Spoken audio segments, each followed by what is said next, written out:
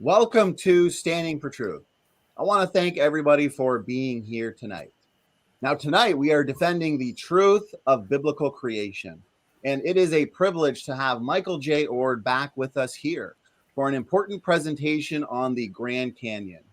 As usual, we will also be having an audience question and answer. So, therefore, please tag me with your questions. Mike, thank you again for giving us your time for tonight's show. You're welcome. I appreciate that. And George, my award-winning co-host, thank you for being here as well. I keep watching through the window for the postman to see that award. I still can't see it in my mailbox, by the way, Donnie. It'll be there any moment at this point, George. So. Mike, I hope you have better luck, mate. Better luck? Yeah, I hope you have better luck than me. Well, I appreciate you being here, George, and Mike as well. For the audience sake, as everybody knows, we got kind of a 3-day event here, all focusing on Genesis, the flood. Tomorrow we have another presentation from Joseph Hubbard on the post-flood boundary, and then John Mackay on Wednesday for a presentation on design. So we got a lot of new people here. Mike's been here several times before. All his previous presentations and shows with us are linked in the description box. I want to give him a brief introduction for anybody who might not be familiar with Mike. Mike Oard has an MS degree in atmospheric science from the University of Washington. After 30 years as a meteorologist with the U.S. National Weather Service, he retired and now is fully devoted to research on the compelling evidence for Noah's flood and the post-flood ice age. He has done considerable study on the woolly mammoths in light of Noah's flood and the ice age. Actually, I've got his book here, Frozen in Time, behind me. I highly recommend it. Please check that out. Mike has published several research papers in his field in journals of the American Meteorological Society. His creationist research has been published in technical books, layman's books, and children's books, as well as in many creationist journals. He also lectures on these subjects and serves on the board of directors of the Creation Research Society in the U.S. You can also find more about Mike on the CMI website, where you can find this information and many of his articles, including technical articles. So that being said, again, Mike, thanks so much for being here. And George, unless you had a couple words of introduction, we'll kind of get right into it. Yeah, okay. I'll start off by saying, may the Spirit of God open your eyes to the light, your ears to the truth, and your heart to his Son, the Lord Jesus Christ. Amen. Now, Mike, just to let you know that Donnie pays me $1,000 an hour, but make sure the second hour goes past the second hour, otherwise I don't get the extra 1,000. Yay, George. I like that, George. Laughter is the best medicine. Great way to start this off. So we've got a great chat. Again, guys, please make sure you're tagging me at Standing for Truth with your questions. We will be having an audience Q&A as soon as we're done with the presentation. So, Mike, I'm going to put your slides up on screen. I see it now. What is the origin of the Grand Canyon? So I want to hand it over to you. And the floor is yours, Mike. Okay. Well, as the title says, what is the origin of the Grand Canyon? This will not be dealing with sediments that form the walls of the Grand Canyon and some of the aspects of the flood we learned from that. This is on how did the canyon form? Well, I'm going to talk about 3 main aspects. The origin of the Grand Canyon is a uniformitarian mystery. And we have, creation scientists have 2 hypotheses called the dam breach hypothesis, and I believe it has fatal problems, more than one, by the way. And a better explanation is late flood channelized erosion. So let's start off with a view of the Grand Canyon. There it is. You see a view of the inner gorge with the igneous and metamorphic rocks down below. And then you find about 4,000 to 5,000 feet of horizontal sedimentary rocks on top of that, and a flat surface on at the very top. Now, there's several aspects of the walls of the Grand. I guess I'm going to speak a little bit about the walls. You can trace most of these formations for several hundred miles, sometimes a couple thousands of miles. Like the bottom tapetes for sandstone, this layer right down in here, you can trace that over half of North America. Now, the secular scientists claim that these sediments were deposited in 250 million years by slow processes over millions of years. Well, slow processes we see today going on, uniformitarianism, you'd have small formations that change to other sediments vertically and horizontally rapidly. And you don't. You find even thicknesses of this sedimentary rocks for hundreds and sometimes thousands of miles away from here. And now in 250 million years, this should have been eroded, completely eroded, probably about 25 times because erosion on a million-year time scale is so fast. You should see canyons and valleys all through the walls of the Grand Canyon if erosion was that fast, but you don't. You know, this has the appearance of one sedimentary layer being deposited on top of another sedimentary layer in rapid succession over large areas, exactly what we expect from Noah's flood. And this top flat surface here, you can all see my cursor. My Yes. cursor goes up fine. Yes, yes. Yep. That's a planation surface. It represents the erosion of about 1,200 feet of 12,000 feet of sedimentary rock that was on top and eroded off the whole area before Grand Canyon formed, forming a planation surface. Anyway, planation surfaces can be placed within the recessional stage of the flood as the waters are running off at high speeds.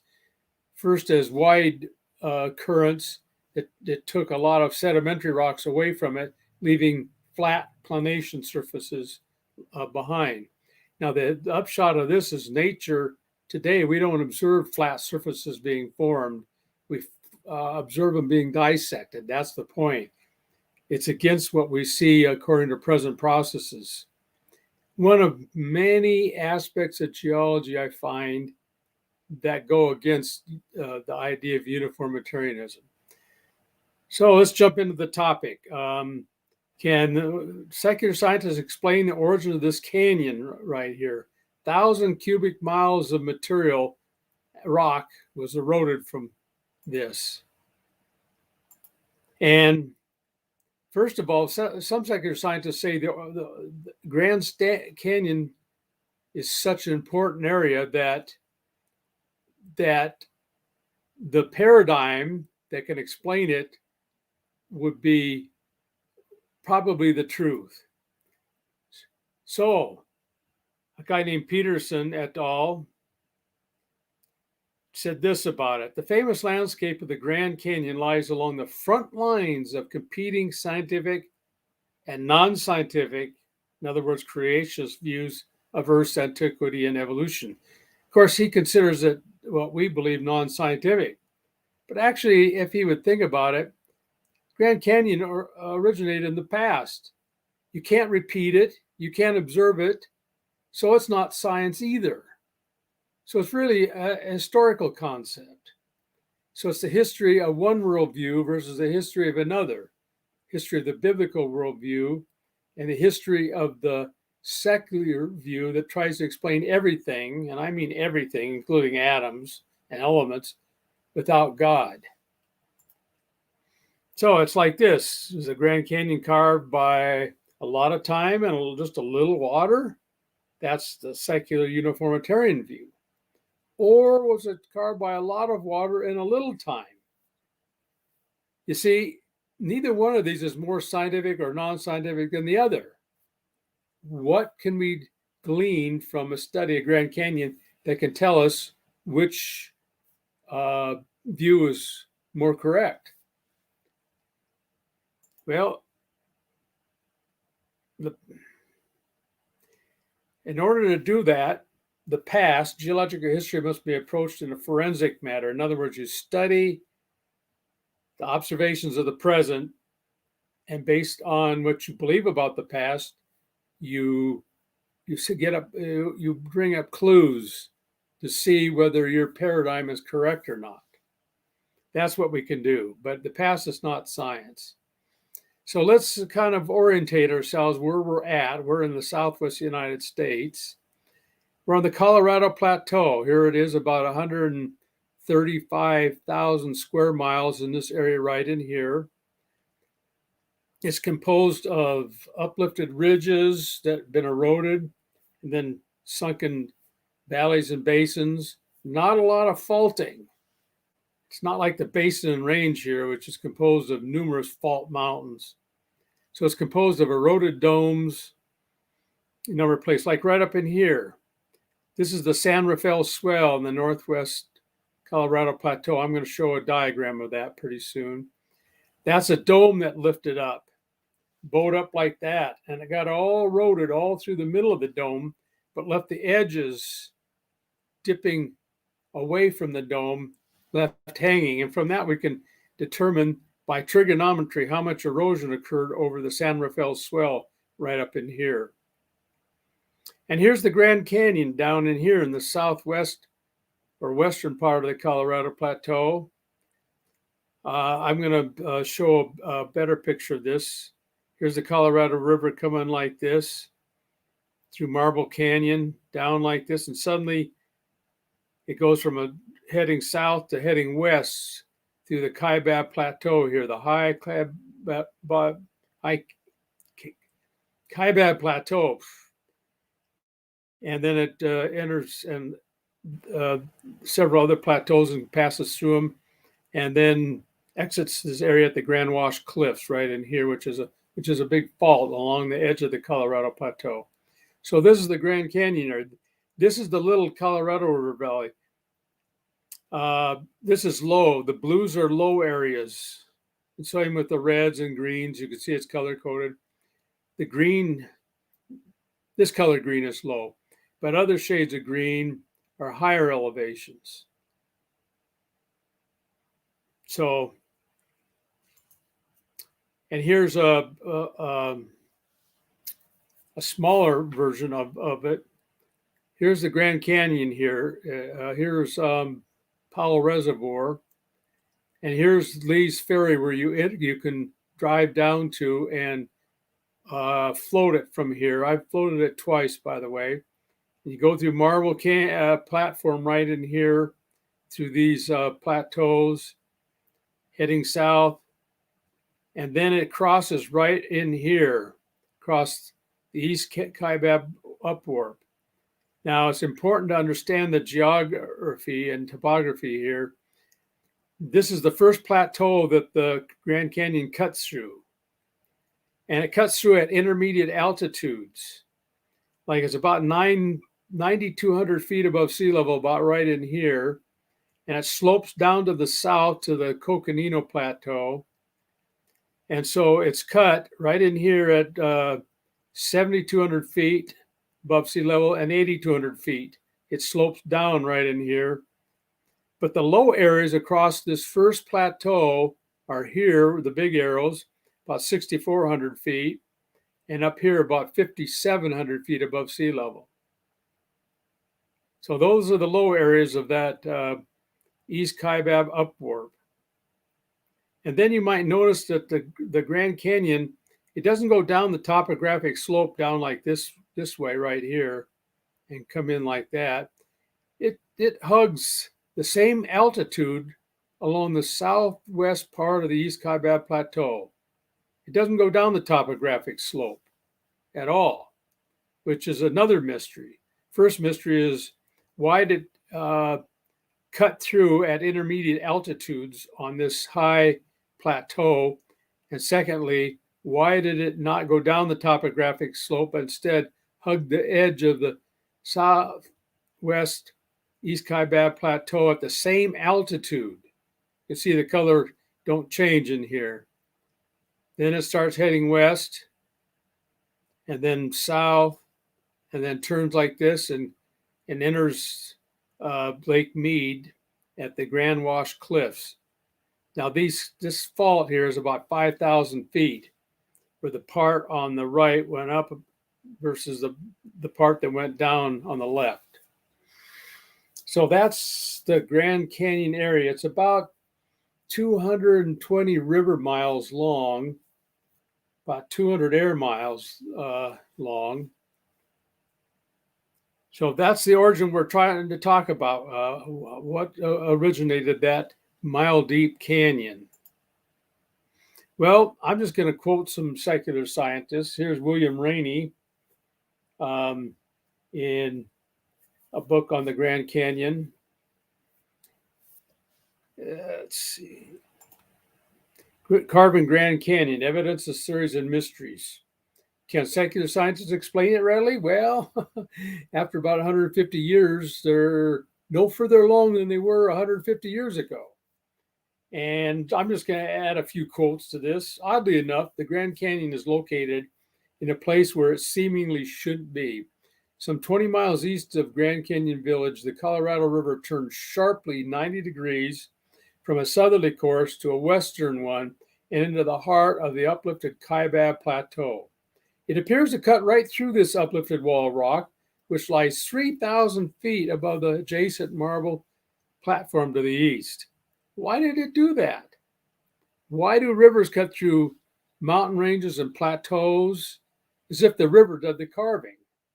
Well, that's one of the assumptions, that the river did the carving, but in the process, it's very difficult to have the river go up and then down. We know that doesn't happen, so you have to think of other exotic ways you can form a canyon in a mountain ranges. And the secular scientists have 4 main hypotheses out. But let's get some more quotes.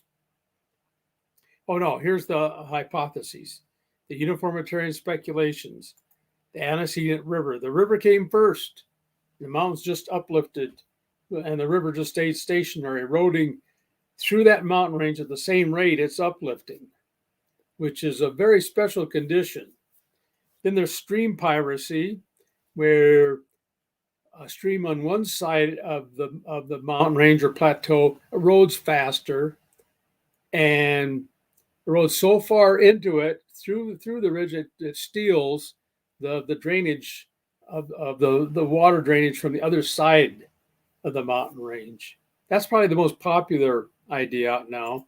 Then superimposed stream, where stream forms at the very top of a bunch of sediments, and they all get eroded all around, but the stream cuts down with time, millions of years. They all in the same spot, not deflected at all, while everything gets eroded all around it. Now that's a very special hypothesis, which not too many people believe in now. And then there's a spillover hypothesis that lakes formed on the east of the Kaibab Plateau and broke through. So those are the uniformitarian speculations. And here is a plaque seen at the Yakima River water gap. See, the Grand Canyon is essentially a water gap, and there's thousands of water gaps where rivers go through ridges and mountains. In this case, the Yakima River goes through 6 lava ridges up in central Washington. And here you can see the stream comes first. Antecedent means before, and the mountains just rise up, and the stream isn't even deflected, or you don't form a lake or nothing, and it just cuts on through as if at the same rate as the mountains rise. And here's the stream piracy idea. You have 2 parallel streams, and then with time you erode the stream valleys like this, but there's a ridge between them, and then one branch of the stream cuts through there and steals the stream from the other side. It's called stream piracy. That's another theory. So the problem with these uniformitarian ideas is that Grand Canyon was carved at intermediate altitudes. In these theories, whether you're talking about a spillover hypothesis, and we're assuming the same topography, and that's a good assumption because the Butte Fault goes along here, and that was in existence before the Grand Canyon was carved. So this East Kaibab upwarp was there before the canyon cut through it. And like I said, it was cut at intermediate altitudes. Why would that be? When it should, if it was a spillover, it should have especially gone through this low area to the north, 5,700 feet versus where it did in here, and carved down like this there. It did not. So that's some of the major problems with secular ideas. But we have even more quotes. A guy named Price wrote an introduction to Grand Canyon geology. He said, well, the principles of erosion, like so much of geology, are simple. The detailed history of the Colorado River and its canyons remains elusive and difficult to grasp. And Rainey says again, the canyon's birth is shrouded in hazy mystery. After 150 years of research, still hazy mystery, cloaked in intrigue and filled with enigmatic puzzles. And although the Grand Canyon is one of the world's most recognizable landscapes, it is remarkable how little is known about the details of its origin. Do you think maybe that the secular scientists, assuming uniformitarianism, are on the wrong track? Indeed, I believe they are, as I'll show later. And here's a recent quote. These two uniformitarian geologists wrote a recent paper in Earth Science Reviews, of which they tried to figure this out, the origin of the Grand Canyon. And they assumed that the Colorado River flowed and went down a big sinkhole way down deep into the limestone, and then found a cave or produced a cave and piped through the Kaibab Plateau 100 miles. That's a very difficult theory to accomplish. But anyway, they start off on page 2 with this quote right here. They're going to quote Dutton, who was one of the earlier researchers on this problem of the Grand Canyon. They say the course of the Colorado River and its tributaries are remarkably independent of topography and structural control. In other words, they don't go down normal valleys. They go through mountains, come out. They do all kinds of things as if it totally independent of the ridges and the geological structures. With mountains discordant to the course of the stream, or as stated by Dutton, they run in a majority of cases against the inclination of the topographic slope. See, they don't go down the slope. A lot of times go parallel. They cut through mountains and plateaus. Now, rivers don't normally do that. By the way, there's thousands of these water gaps across the earth. And I might add that these all formed in the late Cenozoic, or practically all, indicating that the flood post-flood boundary is in the late Cenozoic. I have 35 reasons why that's the case, from geology, climatology, geomorphology, and tectonics and organic sediments. They cut through mountains and plateaus. They enter cliffs, and then they emerge from them. They enter lifts of monoclines. They cross faults from the up thrown to the down thrown side, meaning the faults, they don't recognize faults. They ignore them. They run obliquely up or down the structural slopes, and then they course along the strike. That's a valley. That's the case where they're normal along the strike. That's what Dutton had to say. They quoted him. In other words, the Grand Canyon, if the river carved it somehow, goes against physics, geophysics, geology. It just doesn't follow the terrain. There's a lot of mysteries to the origin of the Grand Canyon from a secular point of view. And you can get a lot more quotes from experts that have studied it. And essentially, they haven't progressed any further in 150 years. And I'm believing that it's because of their paradigm of uniformitarianism. So, how do we explain it from a biblical worldview? Well, actually, we're sophisticated enough that we have two hypotheses out. There's the post-flood dam breach hypothesis, similar to the secular idea of spillover. This postulates that at the end of the flood, we had lakes backed up behind the East Kaibab Plateau. And then with time, they broke through the East Kaibab Plateau, forming Grand Canyon. They broke through, they breached.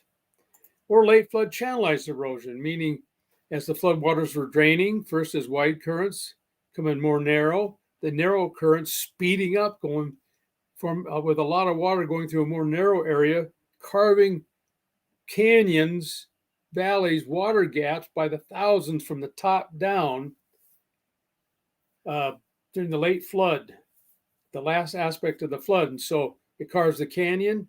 And of course, that's the low spot, and the rivers normally follow after this. So what is the dam breach hypothesis? Well, there's several versions, 3 versions actually. I've heard a version where the lakes broke through right away, late in the flood or right after the flood. But no one, I think, defends that. I just heard it as a possibility, and so I include it. Another one is there's 2 or 3 ponded lakes from the flood. And another one says there's only 2 ponded lakes from the flood. They lasted 200 to 500 years. Now, I published a paper just recently in the Creation Research Society Quarterly, challenging the dam breach hypothesis as unlikely. And in this one, I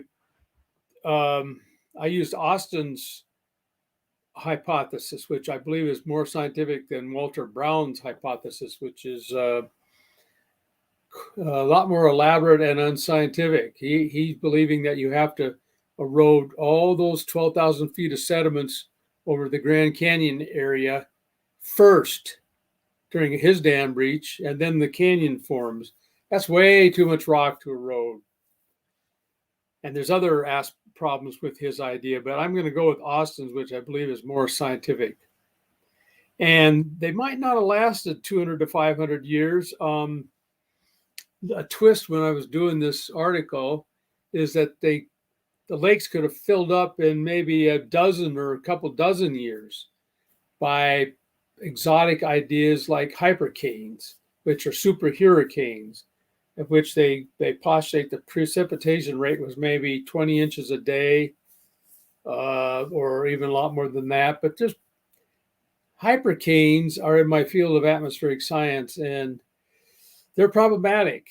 To form a hypercane, you have to have, they're just like a hurricane. They got to sit on hot water, in this case over 40 degrees centigrade water after the flood, which there could be pools of this, but probably not. And also they got to stay generally stationary because they got to stay over that area. So the water currents can't move the hot pool away, and the atmosphere can't move the developing hypercane away. So you got to almost have still water and still atmosphere for this to happen. Very problematic. Moreover, if the tracks of hypercanes are anything like hurricanes today, they're further south than the Grand Canyon area. They would hit the east coast of the northern hemisphere continents at low and mid latitudes, just not in the right area. Moreover, when one of these hypercanes or even hurricanes moves inland, it loses its strength because it's the hot water that produces it. But it can rain a lot, of course, but it loses its strength. So there's a lot of aspects, aspects against hypercanes forming these lakes real fast. So they had to last somewhere around 200 to 500 years and gradually increase during the Ice Age. And that's reasonable because I believe the ice age, I did a rough calculations in 1993 in defense of the dam breach hypothesis. I used to believe it. And found that probably had about 4 times the amount of precip in that area during the ice age in the Southwest United States. And so that would raise it, those lakes. But when I looked at it a little closer, I found quite a few problems, some fatal, with the idea. And I'm probably the only one that's really studied a real dam breach, the Lake Missoula flood. That was at the peak of the ice age, where a finger of the ice in northern Idaho blocked the Clark Fork River and formed a lake 2,000 feet deep in the valleys of western Montana. And that lake broke through that ice and carved up eastern Washington in a matter of a couple of days, sending a huge surge of water 600 feet deep over Spokane, Washington, 1,000 feet deep through the Columbia Gorge between Washington and Oregon. As it spread out in the Vancouver, Portland area, it was 400 feet deep, 500 cubic miles of water. And it's interesting that during that, the Lake Missoula flood, it produced some water and wind gaps. A water gap, like the Grand Canyon, it formed in a flood, showing that super floods form water gaps and cut from the top down, just like I'm going to present for the origin of Grand Canyon. So here is a little more detail. This is a figure from the Answers in Genesis Museum. And here's the 3 lakes right here. Hopi Lake filling up the low little Colorado River Valley right in here. And then there's Canyonland lakes right up in here. And then Lake Uinta. Now, Steve Austin now does not believe Lake Uinta is part of the dam breach hypothesis, which I think is getting closer to the truth. Because Lake Uinta, there was no such lake. That's based in the Green River Formation, which is a flood sedimentary rock, which I presented a month ago on this site. It's called, the northern lake's called Lake Uinta or Lake Vernal, and it's based in the Green River Formation and equivalent formations in that area, the Bridger Formation, Wasatch Formations, the Uinta Formation. There's a lot of other formations. Anyway, here's where the lake would be. This is the Green River Formation right in here, the Uinta Basin.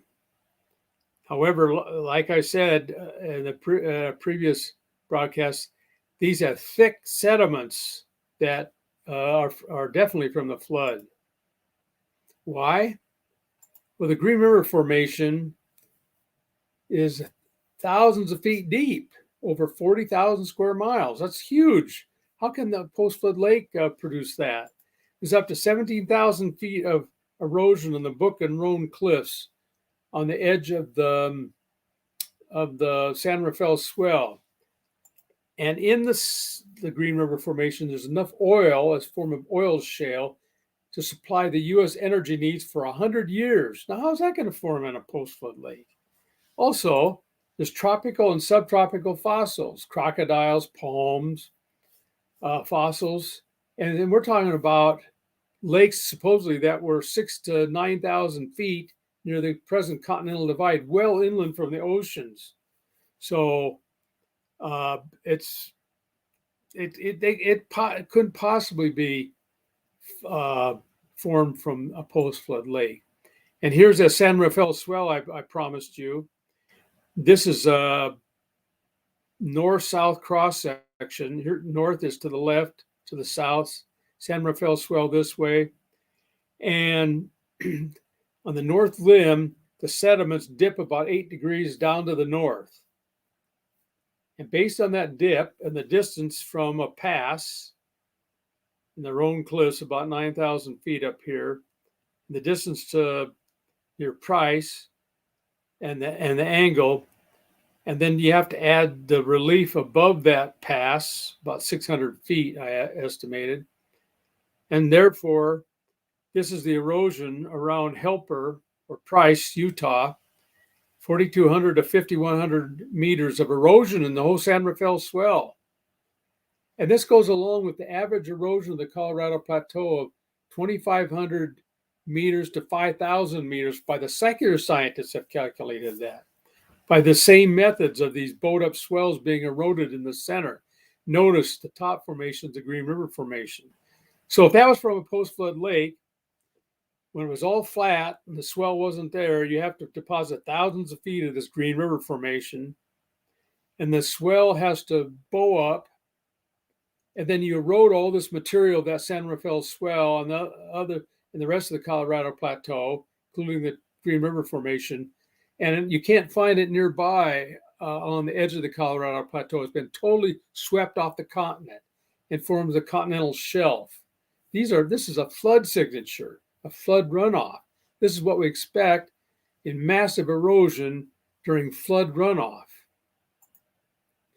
Getting back to these two lakes, we can eliminate this lake, and Steve Austin eliminates it too. So I believe he's getting closer to the truth.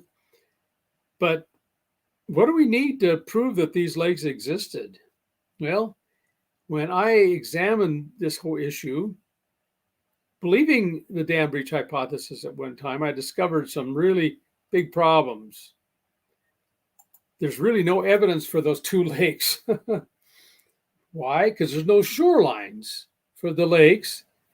And also the erosion around those lakes, the eroded products would slough down and fill up the bottom of those lakes, like normal lakes do today. And so after the lakes drain, you should see huge, thick bottom sediments in the deepest parts where the lakes supposedly once existed. These are big problems. Also, you will notice that, you would have noticed, well, I'll show this the slide again. There are long tributary canyons that are carved all the way down to the level of the Grand Canyon, about 5,000 feet down. And they start about 60 miles to the north and 60 miles to the south. And to form tributary canyons that deep, you need a drainage 120 miles wide, where the main drainage forms and then the side drainages carved from into it. That's the way normal drainages with tributaries form. You got to have water the width of those tributaries, the beginning of the tributaries. I'll delve into this more. So lack of evidence for the lakes. First, no shorelines, but there are abundant shorelines with other ice age lakes. And no lake bottom sediments is typical of large ice age and present day lakes. For instance, Glacial Lake Missoula, which I briefly mentioned earlier, it was 2,000 feet deep at the ice dam and 1,000 feet deep over the city of Missoula, which is right here. The M stands for University of Montana at Missoula. And here are some of those shorelines. There's about 40 of them. And there's a question exactly how they formed. I have my ideas, but I talked to others that have other ideas, but I'm not going to get into that. That's kind of off the subject. But you see those shorelines, innumerable places. This is well north of Missoula in the Bitterroot Valley. And you see the shorelines. This is the Northern Bison Range. There's the shorelines. And then during the Ice Age, you had all these lakes in the Southwest United States. This one is especially impressive. Lake Bonneville is about 10 times the size of Great Salt Lake, which is 12 feet deep on the average. But Lake Bonneville was over 800 feet deep during the Ice Age. And by the way, those lakes that formed the Grand Canyon were out in this area, just on the other side of these mountains, right in here, and the plateaus, other side of the plateaus. So all these have shorelines. Here's even up into Oregon right in here. And even Death Valley, which isn't shown there, has shorelines. So why aren't there shorelines with the lakes over here, just on the other side of the mountains and plateaus? Big problem. And here are some big shorelines associated with Lake Bonneville. It was, like I said, about 800 feet deeper than Great Salt Lake. And there's several shorelines. The Bonneville level is the top one, and then about 300 feet down is the Provo level, and several others. And here's a shoreline from a lake in the east of the Sierra Mountains. Here's by the way, it's associated with the Ice Age. Here's a moraine coming out of the eastern Sierra Mountains. And there's a shoreline cut right in that moraine, indicating that these shorelines from these lakes were cut during the Ice Age. Here's some low shorelines in southeast Oregon. So shorelines are abundant. They should exist for the two lakes, and they don't. There's no shorelines. I consider that a fatal problem. Now there's no lake bottom sediments, especially when you realize that the lake bottom sediments should be in the lowest areas. For instance, around Cameron, Arizona, before you enter the Little Colorado River Valley, this narrow slot canyon. Now, this canyon is where the dam breach of what's called Lake Hopi spread through. Lake Hopi, I think, if I remember right, is 30,000 square miles. It's a pretty good sized lake. And it broke through this canyon right here. And here it is right here. Look how narrow that is. It's about a half a mile deep. And then here it issues out onto the Colorado River. Right in here, about a half a mile deep. Narrow canyon. So if the dam breach broke through that, it couldn't get rid of the bottom sediments. It's too narrow. The currents would be going really fast through there, true, but it couldn't scour up in the bigger lake up further. You'd have really sluggish currents. You couldn't get rid of the lake bottom sediments. Now, Glacial Lake Missoula, when it formed, has plenty of lake bottom sediments. In fact, the lake bottom sediments north of Missoula, Montana, indicate that the lake only filled once. Only once. Only one Lake Missoula, giant Lake Missoula flood. There could have been smaller Lake Missoula floods. And so here's a schematic. Here's the Colorado River. Here's the Little Colorado River through this wide valley.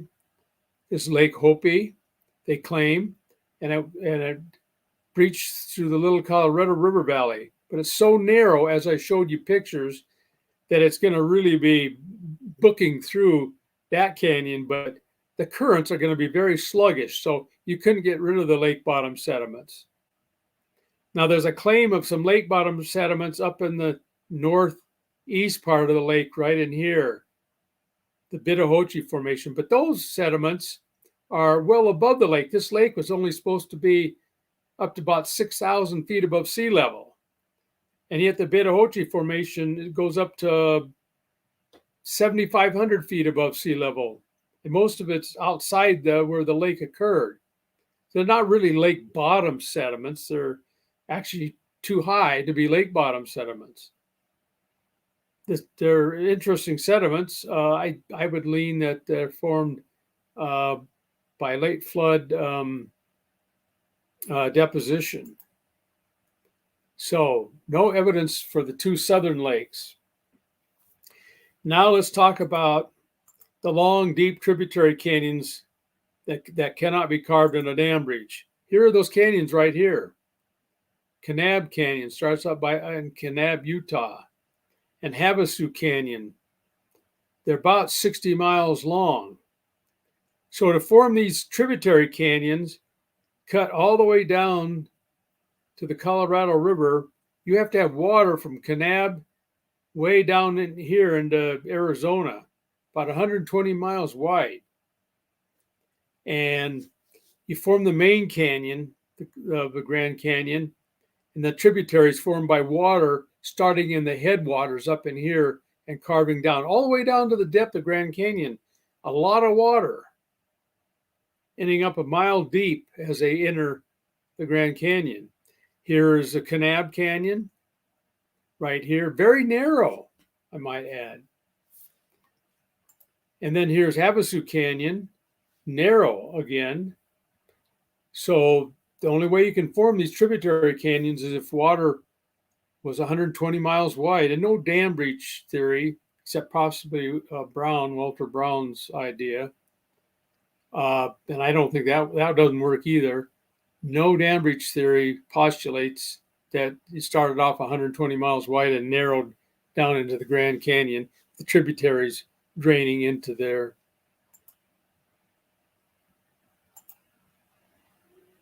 So I said there was two creationist hypotheses, the post-flood dam breach hypothesis, which I believe has fatal problems. Another fatal problem I found was that at the entrance to the Grand Wash Cliff, the exit of the Grand Wash Cliff, you should have a massive delta there, huge boulders piled up in a massive delta, excavating 1,000 cubic miles of rock.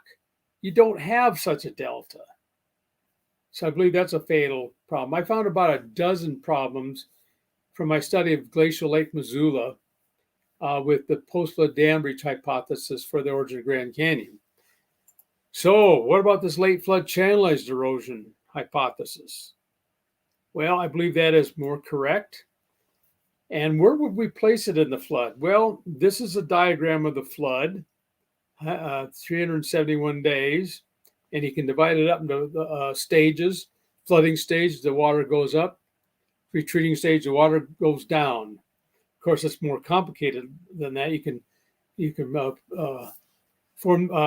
divide this into phases.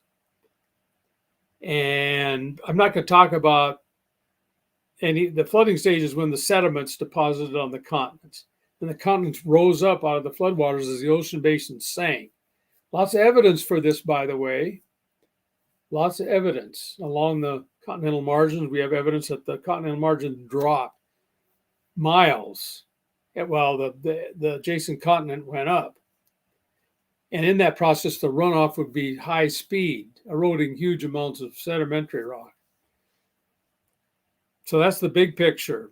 So in stage 4, you have wide currents. I call it sheet flow. And that's the time when huge areas of the continents were eroded as big sheets of sedimentary rock. Then in stage 5, as more mountains and plateaus are exposed, the currents are forced to channelize around these obstacles. In the process of channelizing around, they have to speed up because you're essentially moving the same amount of water that used to flow across the area into more narrow areas. So you've cut canyons, valleys, water gaps rapidly in a matter of days because of rapid currents. The erosion rate is approximately the 4th power to the velocity. So you double the velocity, erosion goes up approximately 16 times.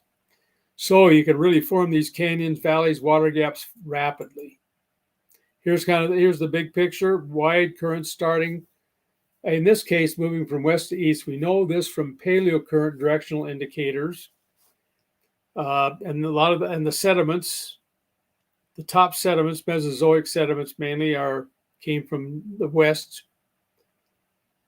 And in the Grand Canyon area down here, we know that that sediment, that 12,000 feet of sediment that was eroded off, Dutton calls it the Great Denudation.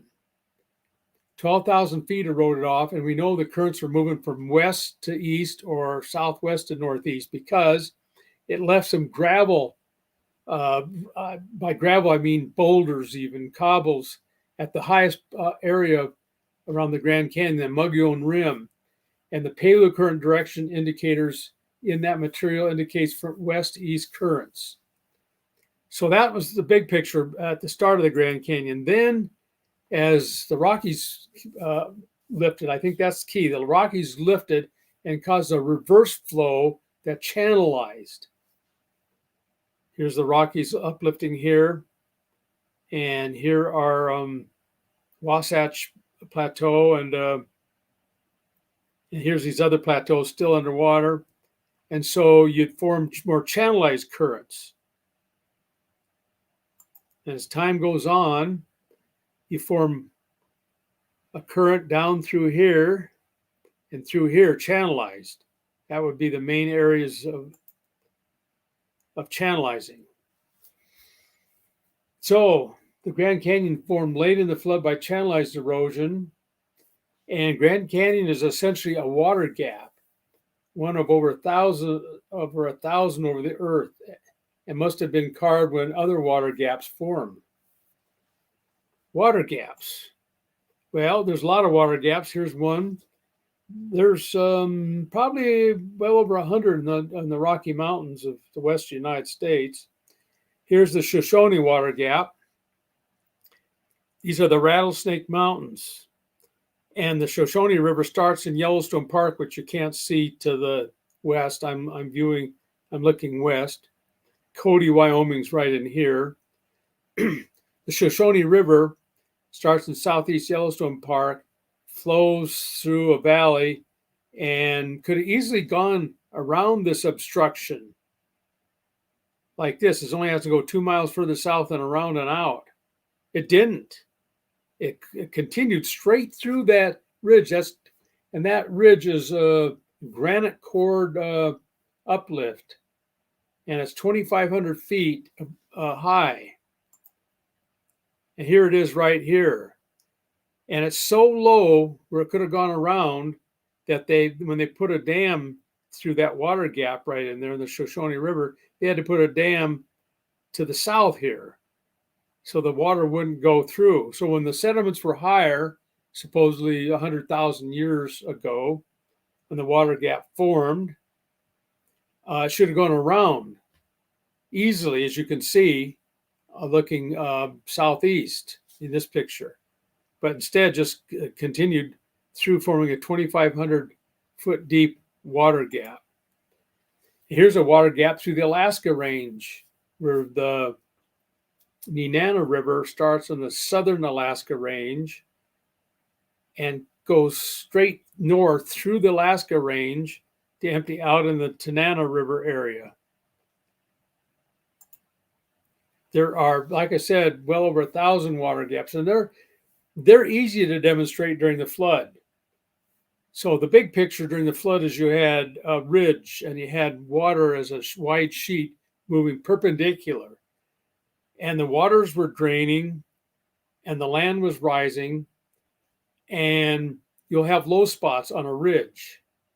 And the water will take advantage of low spots and accelerate and erode it more, like right in here. Like this. And this current for some reason gave up, and it all went through here, and this ended up not being eroded down low enough, like this one, and this ends up being a wind gap. There are thousands of wind gaps across mountains and plateaus also, I might add, and the water gaps carved all the way down. So this is a pretty easy model to understand.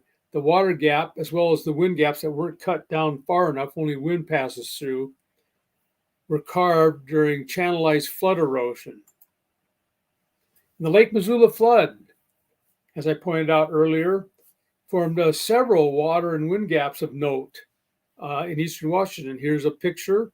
Here's the Cordilleran ice sheet, the northern edge of it. And the ice was dammed up right in here. Here's your lake. Glacial Lake Missoula, 2,000 feet deep right there, 1,000 feet deep over Missoula, broke through and carved up eastern Washington in this green area right in here. As it moves into southern Washington, it was going perpendicular to a ridge right in here between Washtuckna Coulee and the Snake River, 500 feet high. And it carved a water gap right in here. But it was about 8 miles wide to start with, and it became a narrow slot canyon at the very end. And here's a water gap. I'm not going to talk, I mean a wind gap. Devil's Canyon, 500 feet deep. So the Palouse River used to flow from the Blue Mountains towards the Columbia River down Washoutina Coulee before the Lake Missoula flood. After the flood, it takes a left-hand turn and goes through this canyon that was carved as a water gap during the Lake Missoula flood and enters the Snake River. And here's the narrow Palouse Canyon where it really narrow, started 12 miles wide and narrowed. So this is very similar to the profile of the Grand Canyon, I might add. Started out wide and then narrowed, became very narrow. And of course, Palouse Falls is very famous waterfall in the Palouse Canyon. So let's get to the nitty gritty of how the late flood channelized erosion can carve Grand Canyon. Okay, the flood currents would channelize. And this low area here, right in the, you'd have one channel and it'd be moving down the valley because remember the Pacific Ocean is sinking as the Colorado Plateau is rising. And this is exposed Southern Rockies. So you have all these channels coming in here, converging in this area of canyon lands. Now, there's a lot of obstructions in here to slow that one. So I believe that current was only a moderate speed because there's obstructions that would have slowed it. But this one would have been going fast because there's nothing to stop it. And guess what? They converge right where Grand Canyon across the Kaibab Plateau. And I believe it's these two converging currents. And when they converge, they got to speed up. They sped up and carved a water gap across the Kaibab Plateau. Now, I blued this to kind of try to make this, explain this as if it's under the water. So that's the same picture that I just showed you, but it's all underwater. So here's current number one, moving northwest. Current number two coming from the northeast, converging on Grand Canyon, the Kaibab Plateau, speeding up and crossing it. Like this, converging. So it forms a canyon across the Kaibab Plateau from the top down. Then that's not the only problem. Remember, there's a number of problems in explaining the origin of the Grand Canyon. Why did the canyon not go down the topographic slope after this? Well, I believe that once this canyon was initiated, the high part of the Kaibab Plateau to the north here acted kind of like a boulder in a river right here. Notice that it's eroded where Grand Canyon formed in here, and then right in here too, you have some erosion. So I postulate that that a current that eroded these two areas was due to spiraling erosion around like a boulder in a river, like this. This is very typical to erode around it.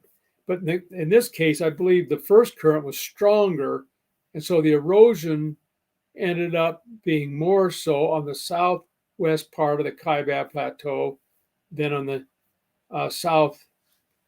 Gotta get my directions right. Southeast part, like this. This one being the stronger current, its momentum would take it like this, parallel to the topographic slope of the Kaibab Plateau. This one went up here, eroded this area. Like here's the boulder in this river. And because this channelized current was slower, it didn't cut it far enough. This was the main current cutting through there and keeping the canyon the same altitude going along the southwest Kaibab Plateau. And then it continues, and then you got convergence, forming these tributary canyons, the Kanab Canyon, Havasu Creek Canyon. They converge, speed up, force the water to continue on west.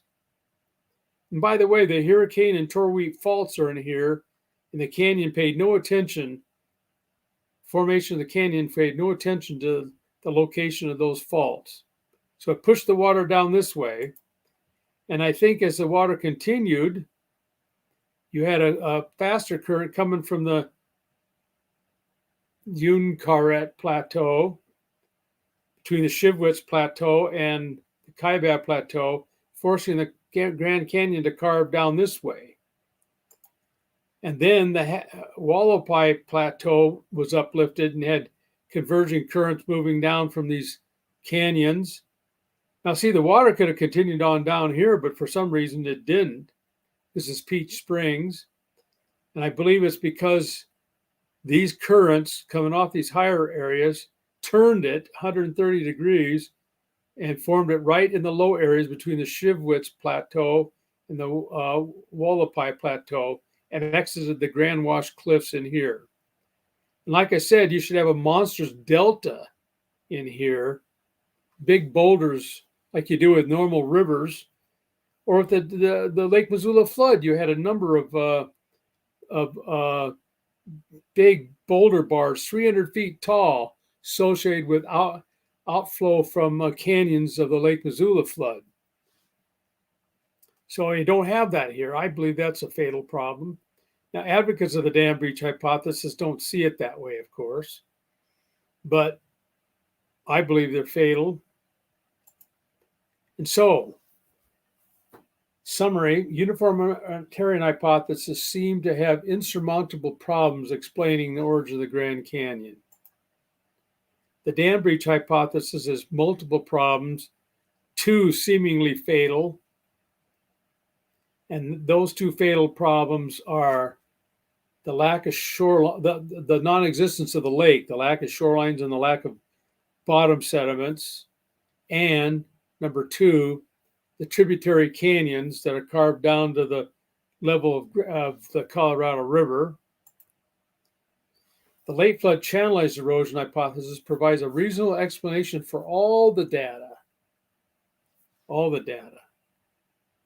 And it occurred late in the flood, as you'd expect, with a flood post-flood boundary being in the late Cenozoic.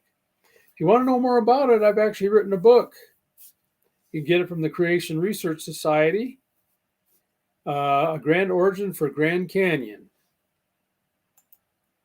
And for the flood itself, the last summary book, this is a summary of idea of the flood, starting from the early flood, actually before the flood. What was the pre-flood world like? Early flood going to late flood, then what happened after the flood caused by the flood, namely the Ice Age. So it's going through it chronologically, connecting the chronology of the flood to what we see in the real world. And that's all I have to say. And I'm open for questions and answers now. Well, Mike, another fantastic presentation, incredibly thorough. I always appreciate the visuals, really, really helpful. And we've had lots of great feedback from the live audience as well. And a ton of great questions for you, with many questions just directly related to the topic of the Grand Canyon. Therefore, what I'll do, Mike, or I should say what we'll do, me and George, is we'll start with the most relevant questions to the specific topic, and then we'll get into more general questions pertaining to just the flood. Okay, I should get off my share screen, right? Yes, yeah. I think at one point you might have, right. Okay, there we go. George, before we get into the first question, did you have anything to add? Anything that you wanted to provide in terms of feedback? Yeah. Before we talked about the origin of the canyon, I believe, Mike, that there is something like 10,000 cubic miles of sand in those layers. A good question is where did it all come from? Probably a great distance to the north or whatever. So because there are no local sources. So I think uniformitarian geologists have proposed that the Coconino sandstone was moved by wind Oh yeah, from the north. Yeah, I understand what you mean. It's the wind origin of the Coconino sandstone. Not only the Coconino sandstone, but those a lot of other sandstones on in those areas. And yeah, paleo current directions are from the north. Yeah, there's it's because you have such large cross beds in the Coconino sandstone that they couldn't imagine them forming underwater. But John Whitmore and others have done a lot of research on sands and sandstones, and it's overwhelmingly shown that the Coconino, the Navajo, and all these were formed in water. First of all, the cross beds are at a low angle, not like you'd expect in a sand dune. The angle of repose is about 30 to 35 degrees, while the average in the Coconino sandstone is something like between 20 and 25 degrees. Also, you have minerals in the Coconino sandstone that are easily weathered and erodible, that wouldn't form in a desert. For instance, mica, feldspar, and I can't think of any others, but so based on that, they have overwhelming evidence that it's not a windblown sand. It's deposited in water. In fact, the Coconino sandstone can be traced about 1,000 miles to the east. And in New Mexico, it's called the Glorieta sandstone. They give them different names in different states. And the Glorieta sandstone is a marine sandstone. This is admitted. So this is a problem if it's a desert marine. I mean, you do have sand deserts near the ocean in places, but it's kind of anomalous when you have such big bodies of sand that are windblown in the west, like the Coconino, and then you just go a little further to the east and they're deposited in the ocean or marine waters. So yes, the Coconino sandstone forms the second to the top layer in Grand Canyon, about 300 feet thick. And like I said, you can trace it 1,000 miles to the east into western Kansas, Texas. So yeah. The other evidence, Mike, I think I've seen photos where they show recumbent folds in the Coconino sandstone. Yes. Recumbent folds just cannot. It's impossible to form in an Aeolian type situation. Yes, fold, bend over. Exactly, and the other interesting fact is I was reading last night that the peat sandstone and the red wall limestone of the Grand Canyon apparently can be traced across the entire United States up into Canada and even across the Atlantic Ocean into England. So that's an amazing sort of observation. I would question whether it can be traced to other continents, but we can certainly trace the peat sandstone over half of North America. It's below the ground in the Midwest. A lot of places it's been metamorphosed to quartzite. We can trace it up in through the Canadian Rockies up into northeast Canada. It's not on the Canadian Shield, obviously, because that's exposed Precambrian rocks. So it's about half of North America. And then the red wall, that is a limestone, and you can trace it up into up into my area of Montana, as well as Wyoming, as well as the Coconino equivalents are up here, but the Tapeats is called the Flathead sandstone up here. And the stratigraphic relations are the same in Montana and Wyoming, at about 1,000 miles north of Grand Canyon, sitting on the basement rocks, the granites and the metamorphic rocks of the upper crust. About the same thickness, too. And also, you can trace up into this area 1,000 miles. The next formation above the Tepete Sandstone, called the Bright Angel Shale. It's green up in here too, like it is down in Grand Canyon. And it has those worm burrows too throughout it. So yeah, you can trace these sediments over much of the continent. It's huge. Now, this is not what you expect by uniformitarianism, slow processes of erosion and deposition over millions of years, because you should have great horizontal changes in types of rock, horizontal and vertically, in quick succession. If you're talking about slow processes like river erosion and deposition, floodplains, things like this, you wouldn't expect what you see in the strata. This is typical, and this is one of the most powerful evidence for the Genesis flood. Is these strata you can trace over huge areas, and then you find more strata on top with little or no erosion, but within the strata and at the contacts. It has the appearance of being formed all in one uninterrupted sequence. As I got 3 geologists that studied the same sequence in Wyoming to admit it in a book on the geology of Jackson, Wyoming area, Jackson Hole and the Teton Range. So yes, powerful evidence for the flood in this area of Western United States. Well, if you're looking for mega sequences, like how can you go past that evidence? But one of the interesting things I noticed about your presentation, Mike, is when you showed pictures of the Grand Canyon, there was a considerable amount of vegetation at the base.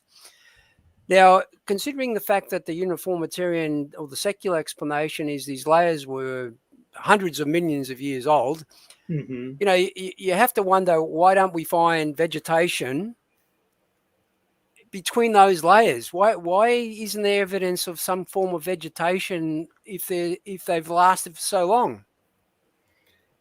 Yeah, as far as I know, you don't really find much vegetation fossils in the Colorado Plateau or the Grand Canyon area. You find some marine fossils. You find some tracks of amphibians in the Coconino Sandstone. You find brachiopods and trilobite trails. I got pictures of all these, by the way, in the Grand Canyon.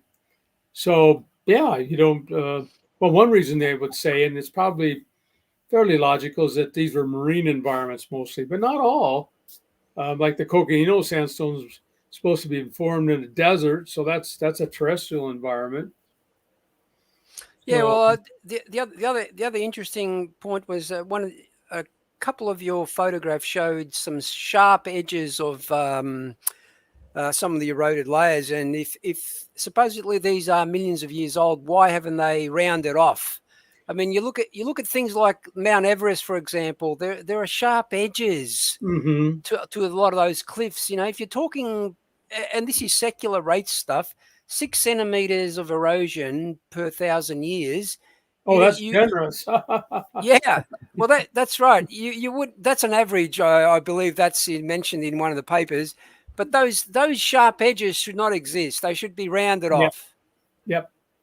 And these sediments probably had to be lithified. So you had 12,000 feet of erosion all on top of it, and they had to be lithified. Otherwise, they would bow in, and all the edges would be smooth. And not only that, the rocks would fill up that canyon in 6 million years. The Western Grand Canyon is only supposed to be 6 million years old, but the talus should have filled it up. In fact, you have a lack of talus in the Western United States around mesas and in canyons for the claimed millions of years they're supposed to have existed. So lots of problems for them. Oh yeah. Now to get into the questions, Mike. There's Okay. quite a few of them. Redefine living brings up the point of your shorelines, specifically to do with the dam breach model. He's actually saying, why can't that evidence have been eroded? Okay. Yeah, that's a legitimate question. But if you go to the lakes just to the west of where these two dam breach lakes occurred, those shorelines are they're in a lot of times in soft rocks, well formed, not eroded. The shorelines around Lake Missoula, they're both carved in hard belt sedimentary rocks and also soft rocks, the same. And they're not eroded yet. So the shorelines of Ice Age lakes don't show hardly any erosion. So why should they disappear for these two lakes that are supposed to carve Grand Canyon? Yes, good question. I probably should have mentioned that in my presentation. That's fine. Donnie, do you want to ask one, or you happy Sure, for yeah. me to keep going? Yeah, we well, what's good? I mean, the first question that we had was, "What are some of the best lines of evidence for a worldwide flood?" And you you touched on that in great detail. I guess a question that I would have of my own then, based on what you were saying, and just so much good information that you're providing us, Mike. And you pointed out that all we have to do is look at the sedimentary layers that extend across entire continents, right? Mm-hmm. Demonstrating that the laying down of these layers had to have been global. Global. What I've heard from the skeptics or those that deny a global flood, oftentimes they've admitted that that the entire planet has at one time been covered in water, but they'll just say it's been at different periods, different local floods, anything to reject a worldwide flood, right? Oh, What would be a good response to that? Well, my response is just look at the big picture of the sediments. I mean, the Grand Canyon is not unusual, or the United States is not unusual to be able to trace these formations over long distance. This is a theme on all continents because of the global flood. And also, when you see a stack of sedimentary rocks, and there's little or no erosion between the layers or within the layers, showing quick deposition all over the earth. And also fossils like closed-shelled mollusks. 95% of fossils, and there's billions, hundreds of billions of them, are marine creatures, many of which are mollusks, which are generally shelled creatures, brachiopods, clams, oysters, those sorts of things. And when you find them, you often find them closed-shelled, indicating that they were deposited rapidly. Globally, I have brachiopods from Sweden, brachiopods from Montana. They're like clams, but they're not bilaterally symmetric. The shells aren't. And the point of this is that the shells are held together by muscle attachments, are organic, and they would rot quick. Shell opens up in a matter of days to weeks. And therefore, you should have the fact that you have so many closed-shelled mollusks globally indicates rapid deposition, exactly what we expect in the flood. Amen. Amen. And you have nautiloids buried in the standing position. Okay. Yeah, I wasn't aware of that, but that wouldn't surprise me. We have a lot of polystrate fossils out there, mainly trees that are vertical in the sediments. I've seen a lot of these in a lot of places, from Alaska to here in the States. And when you can see the bottom of these vertical polystrate fossils, they go through many strata, is why they call them polystrate. And the secular scientists think, oh, it's a tree that grew there. But you look at the bottom, you find out there's A lot of times no roots and no soils for them to grow in. I've documented these in several places around, like in southwest North Dakota, Theodore Roosevelt National Park. In fact, there will be a paper on that very subject coming out, I believe, in the next Creation Research Society Quarterly, demonstrating this for the Badlands of southwest North Dakota. I've seen it in Alaska. Sometimes, most times, you can't see the bottom. I've seen lack of roots and soils at fluorescent uh, so-called petrified forest in western Colorado at 8,200 feet in the Rockies. So several places I've seen these vertical trees with no roots and soils, indicating that we would explain them by the log mats, and a lot of trees falling vertically, like in Spirit Lake of Mount St. Helens. Uh, having spoken to John Mackay, Mike, he's done a lot of work on polystrate fossils, and Okay. some of them are so well preserved they can actually determine what species of tree these Oh, yeah. polystrate fossils are, Yeah. and they say these species don't grow in swamp conditions. That's another So that- problem. Yeah, that's another problem, because you've often hear this rescue device where, they're just trees that grew in that spot. I mean, that's ridiculous. The species of the tree disproves that particular rescue device. Yes, that's right. That is one of many problems with formation of coal from a peat swamp. Many problems, like marine fossils in those coals, for instance, polystrate trees, like you mentioned, is one problem. And I got pictures of these, one in coal mine in Alaska with polystrate trees with no soil below the bottom of the trees and no roots.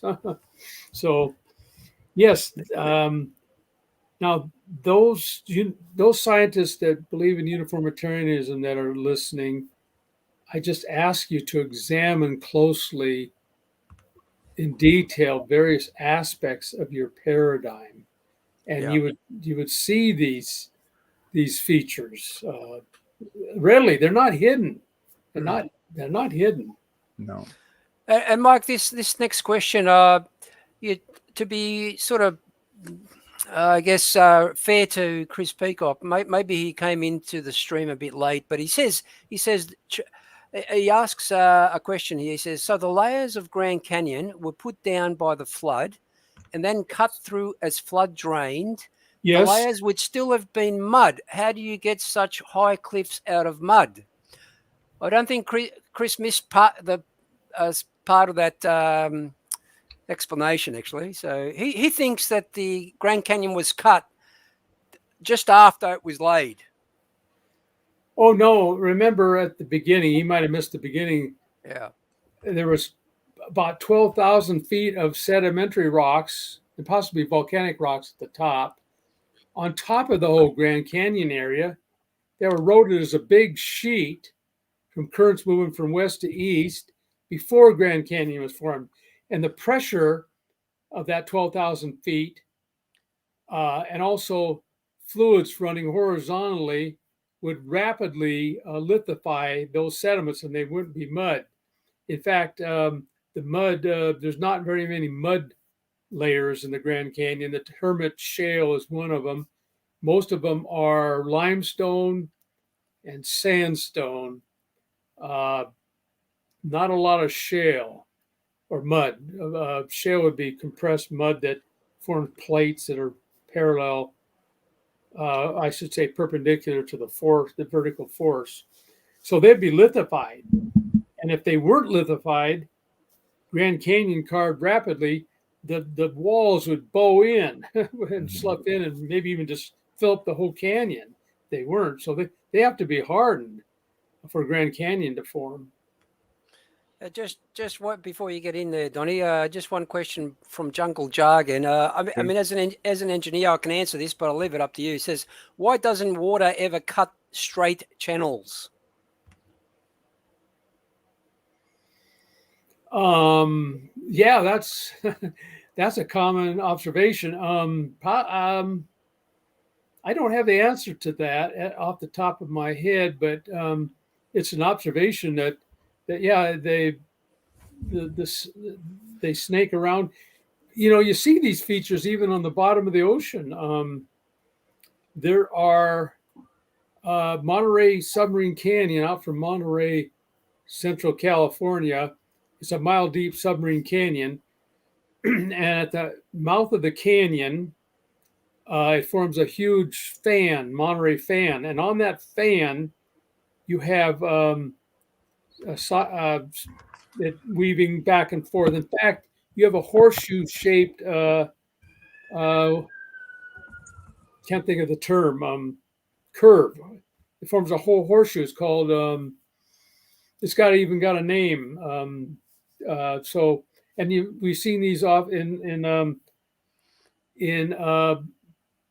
flows on the bottom of the Atlantic between Labrador and Greenland. We see channels, and they weave around. So they form underwater as well as drainage on the surface. So it seems to be a universal phenomenon of the channelized flow of water.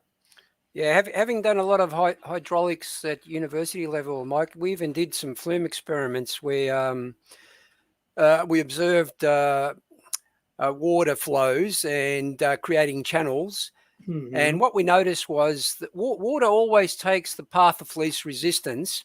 Mm-hmm. But also you got to understand the structural integrity of the layer as well. It's not uniform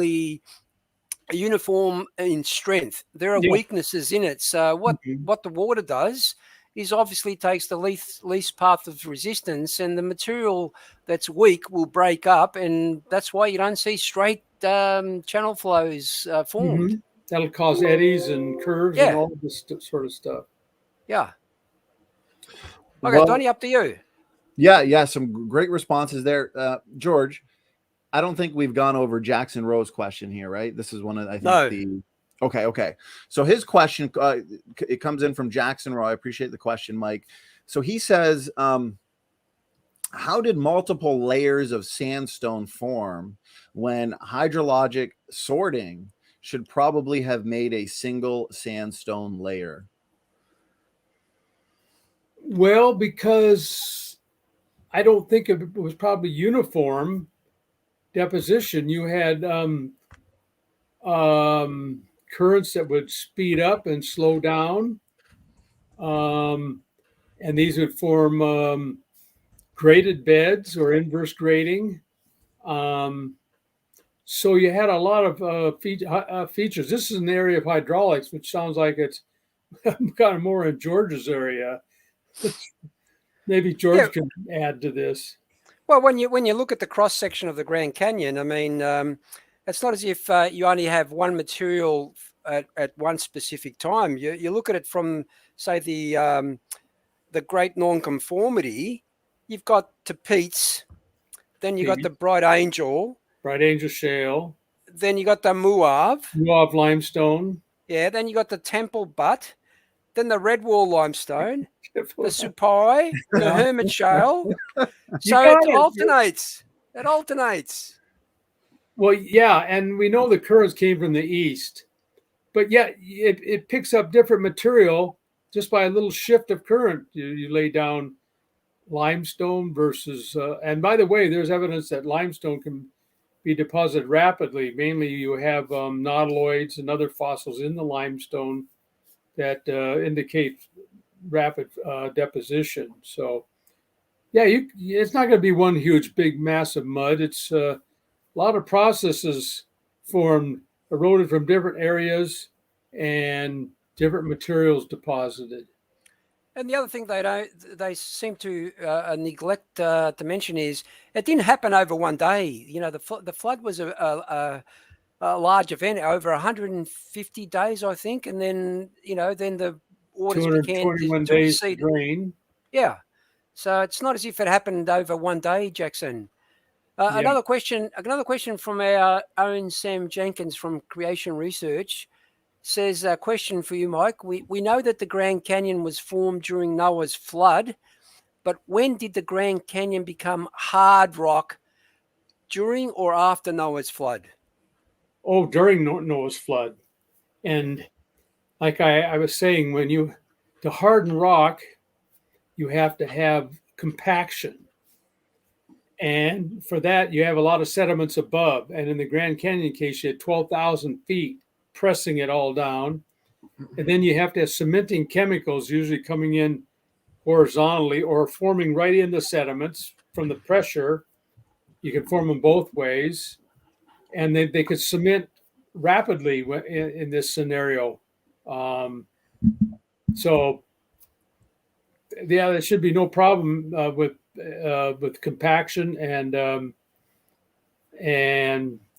heat. Heat would be part of this. Yeah.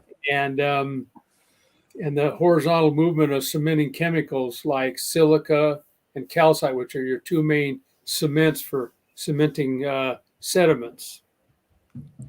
Yes. Great responses, Mike and George. You guys make a good team. I'll say that. I typically say it's 2021 and it's a great time to be a young Earth creationist because it really is a lot of fun. Endless research projects. And we hear the critics all the time say, there's just no evidence for the worldwide flood, and I'm sitting here listening to you, Mike, and you as well, George. And it's like, are your eyes closed? Because the evidence it's overwhelming. It's everywhere, essentially. I agree. Yeah. Actually, Donnie, can I share my screen? Sure. Yeah. I'll just show you something. Mike, you need to take note of this. Okay. There you go.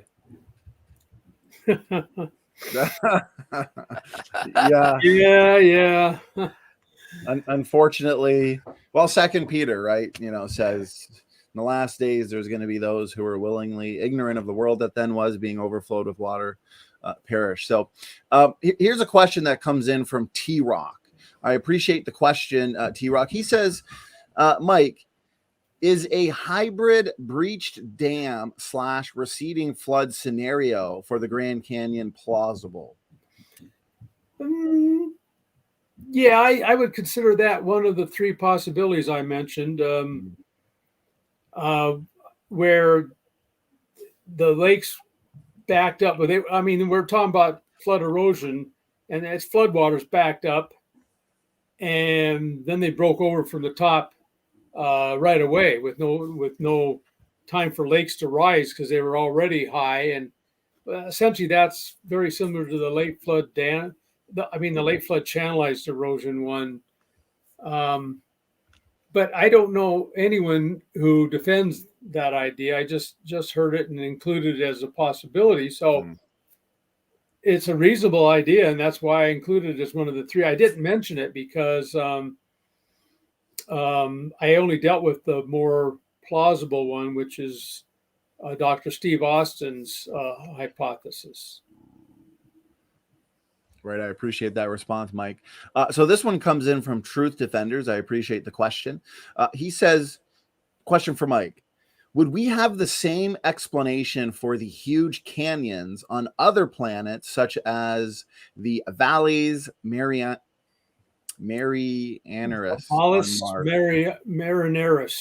Marineris on Mars?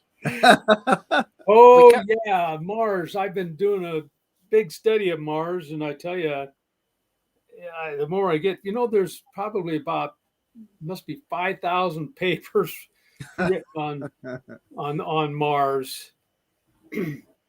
I think I'm finding, thanks to the secular research and some other, especially Michael Carr, I think I'm getting a good idea. I'm planning on writing I got 2 long articles already written, but I have to probably break them up on the channels of Mars. And there's still details I'm working out, but it's looking like the outflow channels, which can be 10 to 100 times the size of the channeled scablands in eastern Washington. I think they were formed by huge masses of erupting water from the Valles. These are Latin words. My wife was a Latin teacher, and I don't know how to pronounce them, but Valles Marineris, which is a deep canyon system about 10 kilometers deep, several canyons. And I believe they were probably filled with water, and they flowed under the surface of Mars. There is some evidence of this where they broke the surface in place, and then they come up in what's called chaos areas, which are maybe 200 kilometers wide, 4 kilometers deep, and they're composed of the sediments, blocks of sediments that just collapsed because the water came up, just gushed up, much greater than Lake Missoula flood, and formed these chaos regions. And that can't be from groundwater. The permeability would be way too low for that. So from a lake in Valles Marineris, probably where it occurs. And Michael Carr is the one who suggested this idea, and I'm writing it up right now. I tell you, there's a lot going on Mars. Excuse me. Did you know that there was glaciation on Mars in the mid latitudes? And Mars has ice sheets at the south and north poles 3 kilometers thick. Yeah. So a lot of water, but so I'm putting this all together. But the more I look, the more issues pop up. And Mike, what I like is some of the papers that I've read. They refer to the Valles Marineris as a canyon of biblical proportions on a planet with very little liquid water, but there's no evidence on Earth for a global flood. oh yeah, That's right. so funny. Now the Valles Marineris is actually a faulted canyon. It's up to 10. It's a series of faulted canyons, but the outflow channels are generally away from this. And then it ended in the northern lowlands, and there might have been an ocean there. So there's a little or no liquid water. There's a lot of frozen water, and they have a flood there, but they can't get one on the Earth with 70% oceans. Yeah. And by the way, they consider these floods, especially in what they call the Noachian period. Yes, yeah.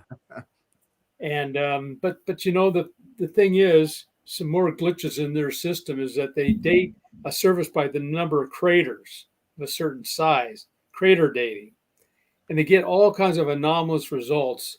So some of these canyons formed in the Noachian about 3.8 billion years, and then some formed in what's called the Hesperian, 3.7 to 3 billion years, and then some way out in what's called the Amazonian. The upshot is that they're formed over billions of years, they claim, by this crater dating. And so how does this happen? You got to have a warm, wet climate for all this, and there's also the valley networks, which I'm still working on. Those are just smaller canyons. Maybe they might be 2,000 kilometers long, 400 meters deep, and maybe 4 kilometers wide. They're formed in a different way than what's called the outflow channels.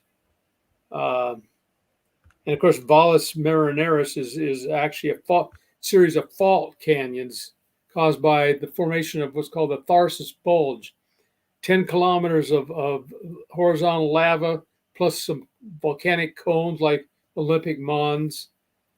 When that formed, that's when the Valles Marineris formed as a series of faults.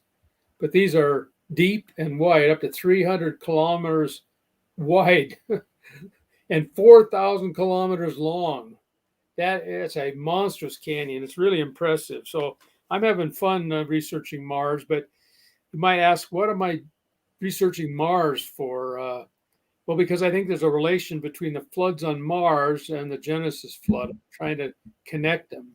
How would I connect them? Well, I think the floods on Mars were caused by gigantic meteorite impacts and volcanism, adding a lot of water, carbon dioxide to the atmosphere, forming precipitation, finding glaciation at the end.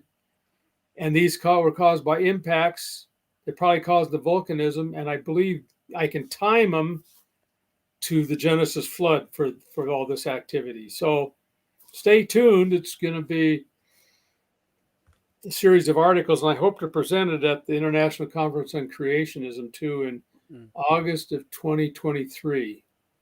Just a little sidebar, Mike. The secular explanation for Earth's magnetic field is the dynamo model. Yeah. So what happened to Mars? Okay, that is interesting you say that, because I believe I can time all this flooding because of the magnetic field. Dynamos is like a perpetual motion machine where features in the liquid core, turbulence, convection, keep generating a magnetic field for hundreds of millions of years. Well, that model has lots of problems, as Dr. Russell Humphreys has shown numerous times in his book on magnetism. You get from the Creation Research Society, I might add, and also several papers. But I asked him, if we assume it's an electromagnet, which seems like the magnetic field of the Earth is like that, where you have electrical electrons going around in the liquid core and forming a magnetic field, north-south magnetic field, it decays by friction. And so the half-life of the magnetic field on Earth is about, I think, 1,400 years. But on Mars, due to personal communication with Russell Humphreys, is about 308 years. Yeah, 308 years. Okay. And he was using a big, the most modern size of the core. So with a half-life like that, you look at where the magnetic field magnetizes the crust of Mars, you find out that the vast majority of the small to medium impact craters are magnetized. I mean, the magnetic field they formed when the magnetic field was strong, which I believe can be placed on day 4 of creation, according to Danny Faulkner's day 4 creation hypothesis. But the big impacts like Hellas, which is about 2,000 kilometers in diameter, and others that are 1,000 kilometers in diameter. And then you got the Utopia Planitia Basin, which is about 3,200 kilometers in diameter. They hit Mars when there was no magnetic field because those areas were not remagnetized. So with a half-life of 308 years, about the time of the flood, 1,600 years, the magnetism would be down about 1/20th. And so therefore it'd be too weak to remagnetize them. But if it occurred before, it could remagnetize these impact craters. So I'm timing it the time of the flood. So it's because of magnetism.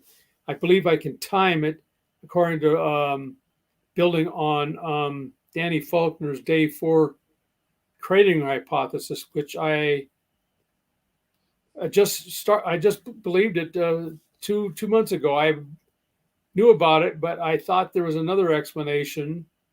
But the magnetism of Mars convinced me that that's how it had to be.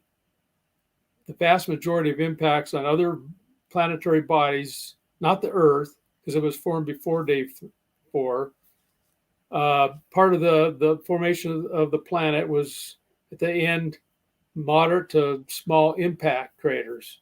And so the bigger ones, like that hit the near side of the moon, and also the big ones that hit Mars, formed during the flood from probably a focused impactors.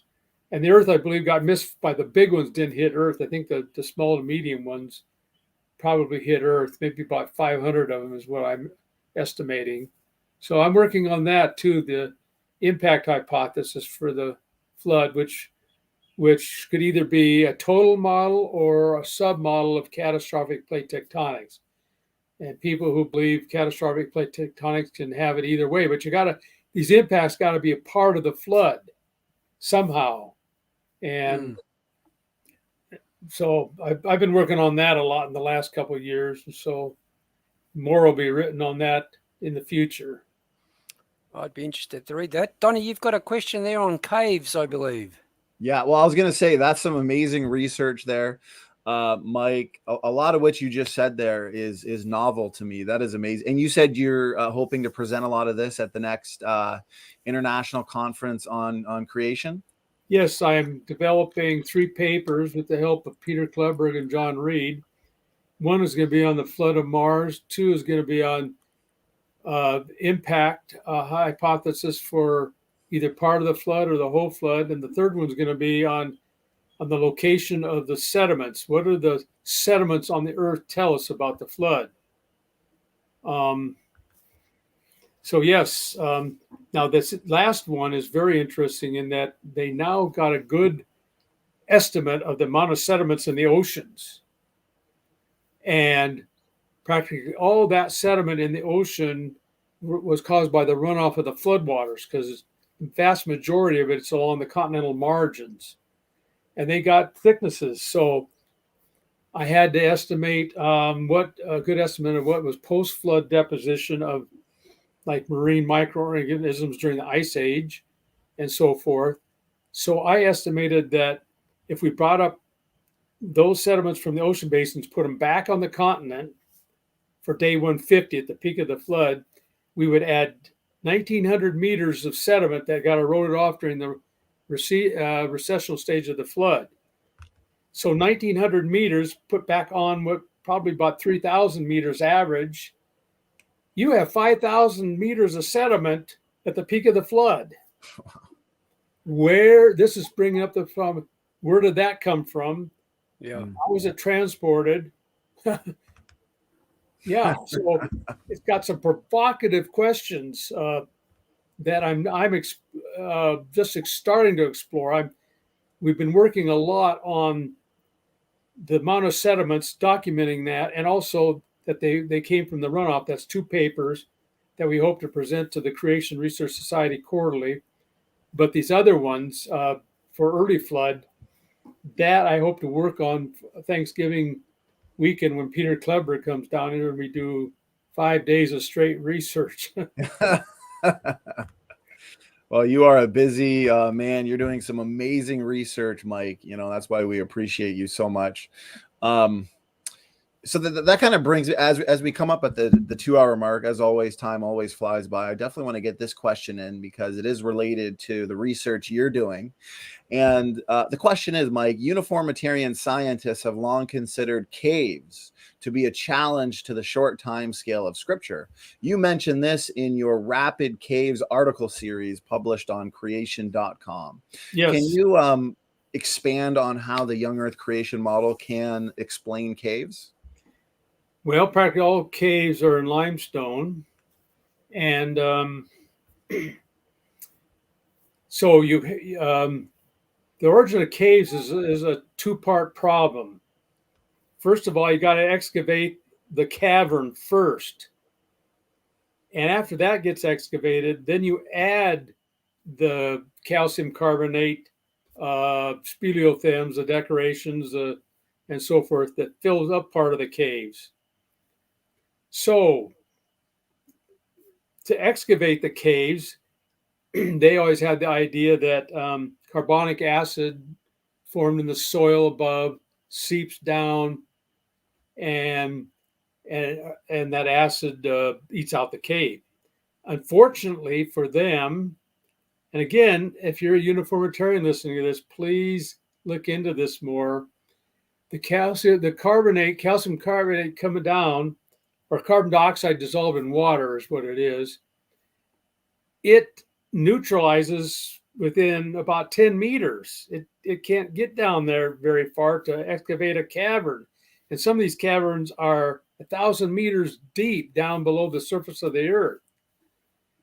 But just within the last 30 years, they've discovered that probably so far more than 50% of these caves were excavated not by carbonic acid, but sulfuric acid.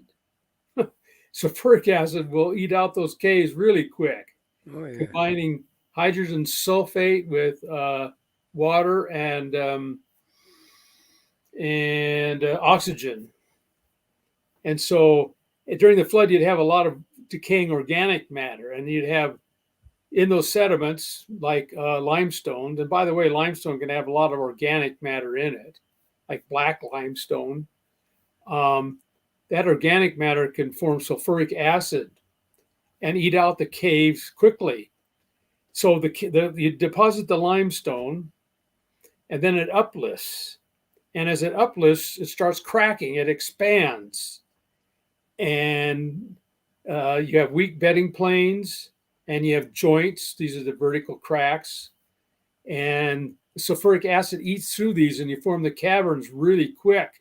While the continents are rising up out of the floodwaters, and some evidence of that is that in the Guadalupe Mountains of New Mexico, where Carlsbad Caverns is, you have about 300 caves down there, and they're excavated by sulfuric acid. And the top of the Guadalupe Mountains is a planation surface, and sometimes that planation surface, and then you carve incised that planation surface, forming valleys, and sometimes those canyons incised, which would be the late flood channelized erosion phase, cut through some of the caverns, meaning the caverns were carved while they were uplifting and during erosion, forming planation surfaces and dissecting the planation surfaces.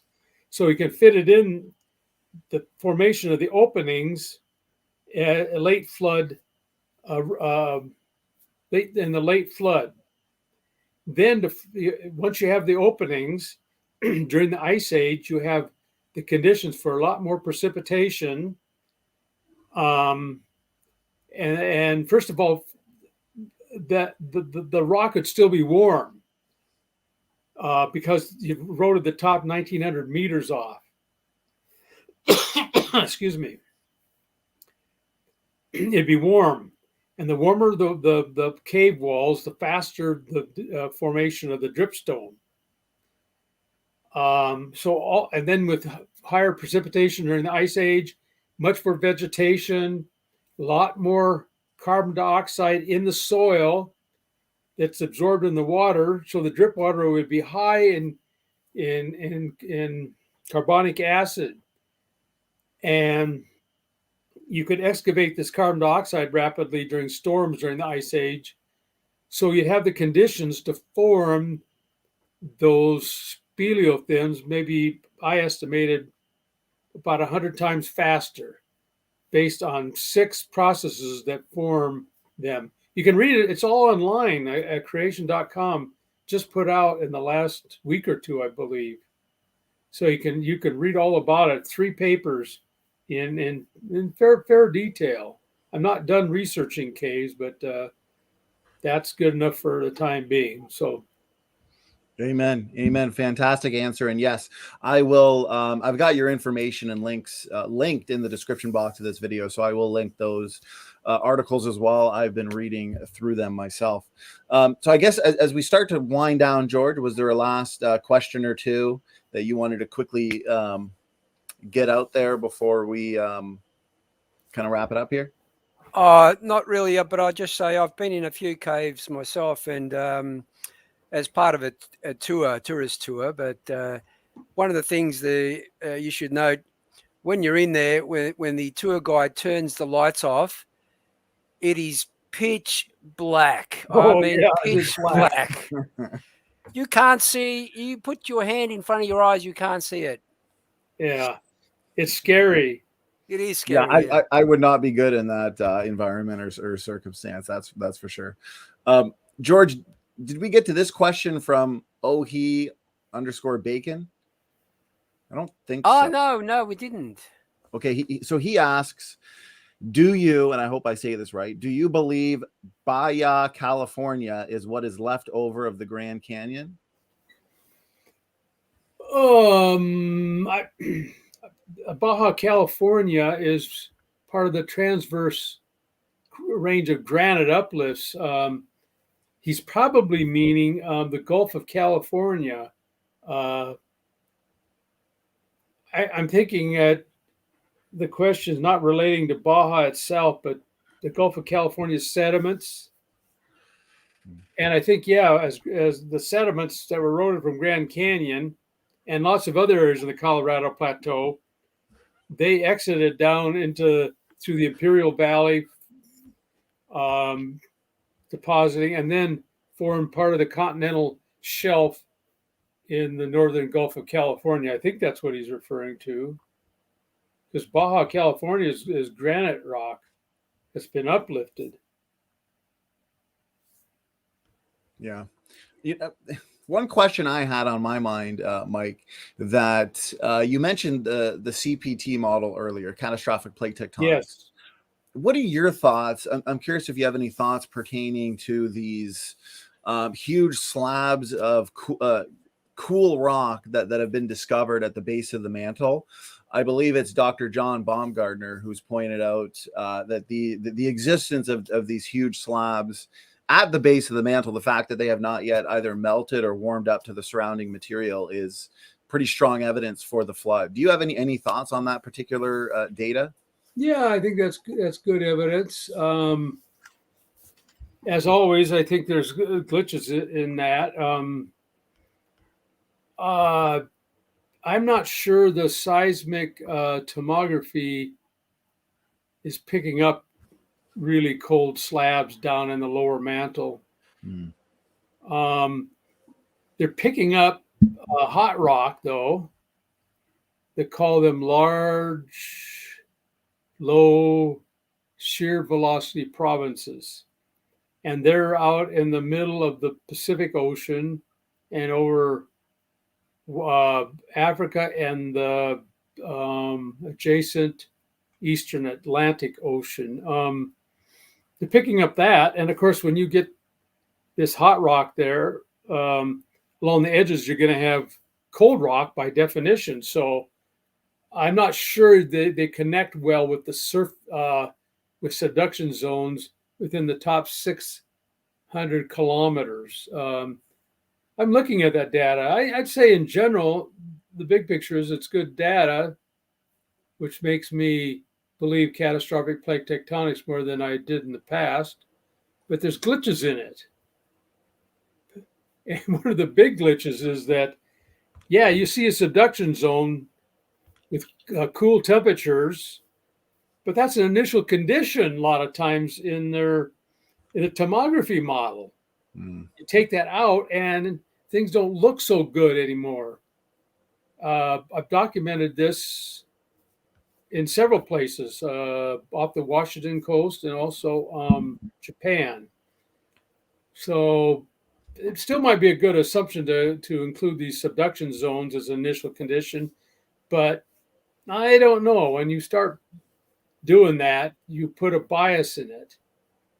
And by the way, those hot areas in the lower mantle, and the lower mantle is defined as 660 kilometers down to about 2,900 kilometers deep.